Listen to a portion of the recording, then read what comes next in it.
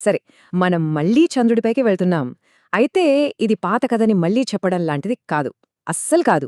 ఇది భవిష్యత్తుకు ఒక రకంగా నాంది పలుకుతోంది. మానవ అన్వేషణలో ఇదొక సరికొత్త శకమని చెప్పొచ్చు. ఈ రోజు మనం ఈ ఆర్టెమిస్ ప్రోగ్రాం ఏంటి, దాని ప్రభావం ఎలా ఉండబోతోంది అనే విషయాల గురించి కొంచెం లోతుగా చూద్దాం. 50 ఏళ్ల క్రితం ఎలాగైతే ఉత్సాహంగా చూశారో ఇప్పుడు కూడా ఈ అంతరిక్ష యాత్రలు మనలో మళ్ళీ అదే ఆశ్చర్యాన్ని, ఉత్సాహాన్ని నింపుతున్నాయి. చూడండి, ఒక లక్ష్యం మీద పరిశోధన, అభివృద్ధి కేంద్రీకరిస్తే ఎలాంటి అద్భుతమైన అవకాశాలు మన ముందుకొస్తాయో ఇది చూపిస్తుంది.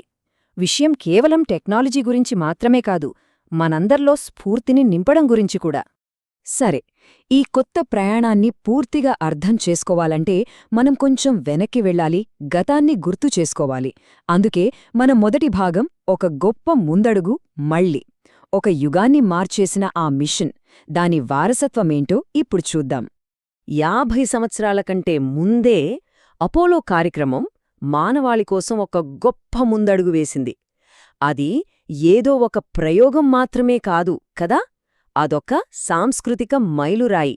నిజంగా ప్రపంచం మొత్తం ఊపిరి బిగపట్టి చూసిన అద్భుతమైన క్షణాలవి. అయితే ఆ ముందడుగు కేవలం సాంస్కృతికంగానే కాదు, సాంకేతికంగా, ఆర్థికంగా కూడా చాలా చాలా పెద్దది.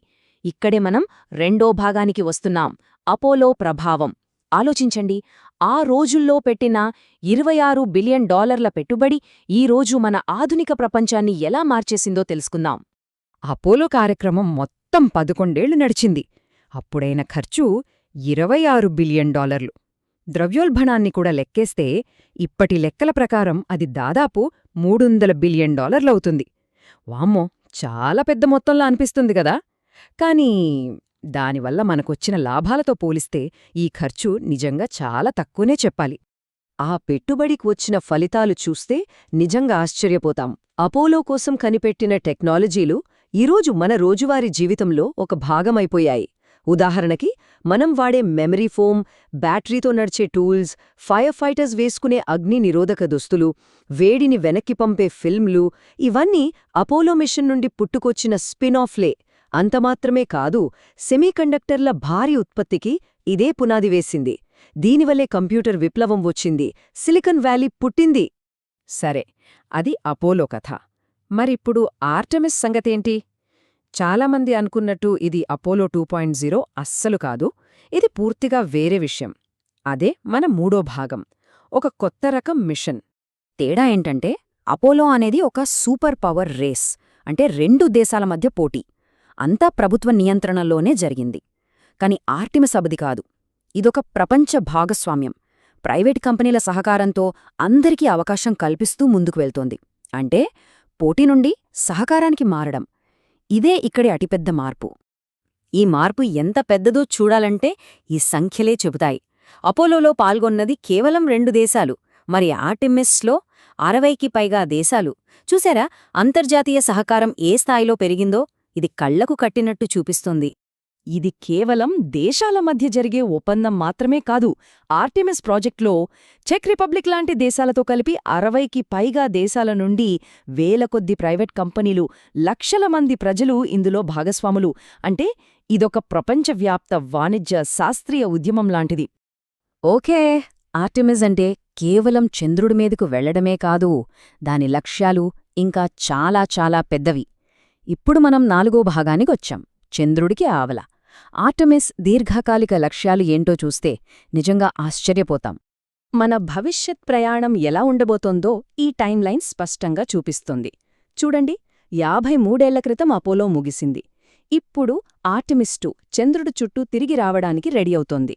ఇంకో 2 ఏళ్లలో ఆర్టెమిస్ VE చంద్రుడి మీద ఒక శాశ్వత బేస్ ఏర్పాటు చేయడానికి పనులు మొదలుపెడుతుంది. అంటే చంద్రుడిపై మన శాశ్వత ఉనికికి ఇది ఒక స్పష్టమైన రోడ్ మ్యాప్. సరే, చంద్రుడి మీద బేస్ కట్టాలంటే బోలెడు కొత్త టెక్నాలజీలు కావాలి కదా. మరి వాటి సంగతేంటి? ఇక్కడే మళ్లీ స్పిన్ ఆఫ్స్ అనే మాట తెరపైకి వస్తుంది. సింపుల్గా చెప్పాలంటే, స్పేస్ మిషన్ల కోసం కనిపెట్టిన టెక్నాలజీలను మనందరి ఉపయోగంలోకి తీసుకురావడం. ఈ కొత్త ఆవిష్కరణలకు ప్రపంచ ఆర్థిక వ్యవస్థను, మన జీవన ప్రమాణాలను పెంచే శక్తి చాలా ఉంది. ఇవన్నీ చూశాక చివరిగా ఒక ప్రశ్న. అసలీ ప్రయాణం ఎందుకు ఇంత ముఖ్యం? అదే మన 5వ చివరి భాగం ఈ ముందడుగు ఎందుకు ముఖ్యం.